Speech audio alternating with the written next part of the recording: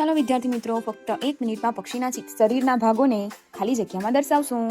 અને પહેલા નંબરમાં છે તેને શું કહેવાય? માથું. પછી શું છે બીજા નંબર પર? પાંખ. ત્રીજા નંબર પર શું છે? પૂંછડી. ચોથા નંબર પર શું છે? પગ. પાંચમા નંબર પર શું છે? પેટ. છઠ્ઠા નંબર પર શું છે? ચાંચ. પછી શું આપેલું છે? આંખ.